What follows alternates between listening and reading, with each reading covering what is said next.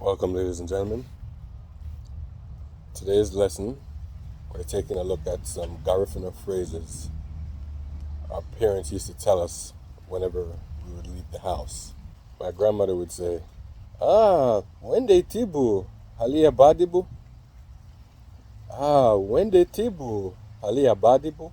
And that means, oh, you are dressed up. Where are you going?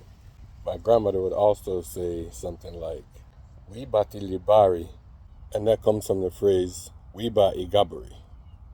Wiba igabari, which means not a nice person.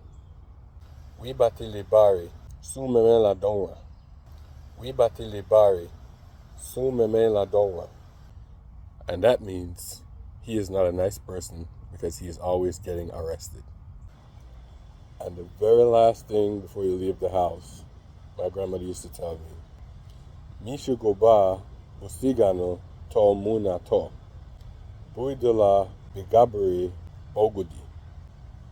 Mishugoba busigano to munato.